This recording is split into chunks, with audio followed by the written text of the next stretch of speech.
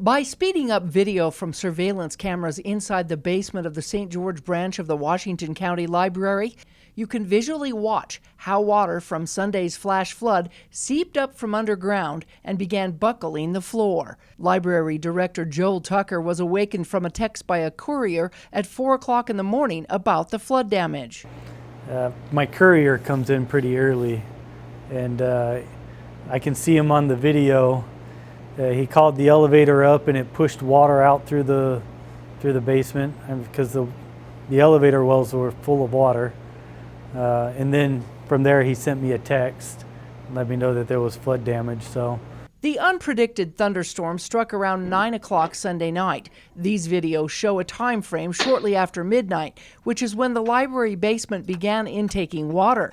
Watch how the middle chair in this video begins to move. As waters rise, the floor cracks, audibly making cracking sounds. Tucker shows where there are also cracks in the walls and ceiling tiles are displaced as the floodwaters buckled the floors below, causing pressure, physically pushing up the walls. But the cracks are new as of the flood, and the water just came through and lifted up the floor.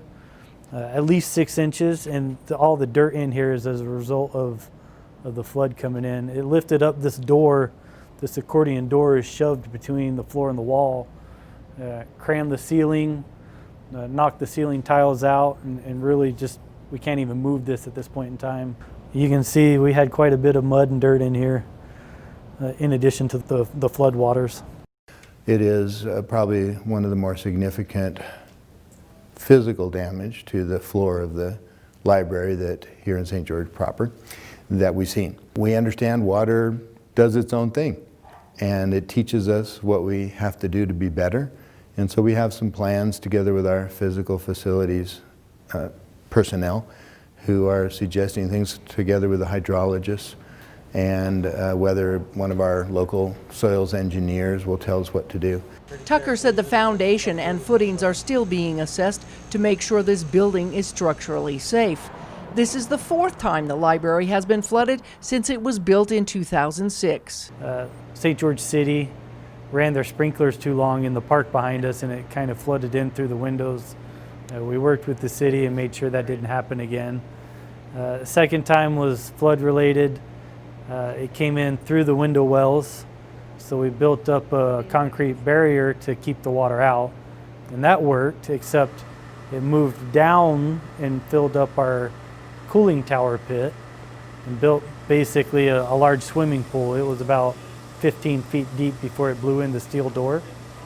So we built up a concrete barrier there too. This time it came up through the basement, and we're not sure when or how. We still have engineers looking into that. About 6 inches deep throughout the library, throughout the basement. So every room was affected in the basement. Tucker said a sump pump outside the library was supposed to pump the excess water out to the main sewer line, but that's where a sinkhole opened up. I'm not really sure if the sinkhole caused the flooding or was a result of the flooding in the library, but St. George City just finished filling that with concrete and filling it with dirt to make sure that that doesn't happen again. No damage was reported on the other floors of the building, and the damage to books stored below was minimal.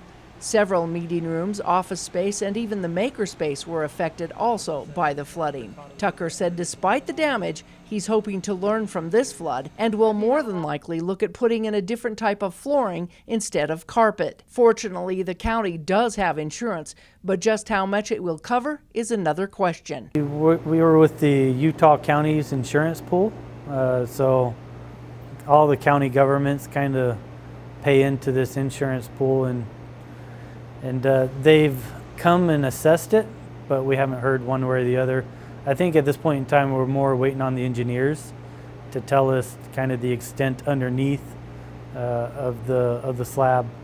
We have a French drain system that has a layer of rock, and they want to make sure that the rock isn't contaminated with sand, silt, and dirt, and will continue to drain out extra floodwaters underneath in the future. The governor's aware, and thanks to Mayor Pike, who pointed out every section of town that was hit hard, that FEMA or state funds could be used, but we haven't entered into those discussions. To be honest with you, we're still assessing just how we're going to fix it.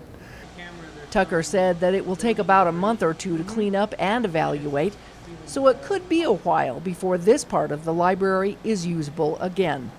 Once we get that, then we can have make a plan to move forward. But till then, it's kind of guesswork. The storm, which ravaged central St. George with torrential rain, was stronger than first thought. And it dumped 4.5 inches here. And so early on they said 2. The hydrologists or the specialists have come back and say, no, it was a 1,000-year storm for a very small area. In St. George, Melissa Anderson, Community Education News.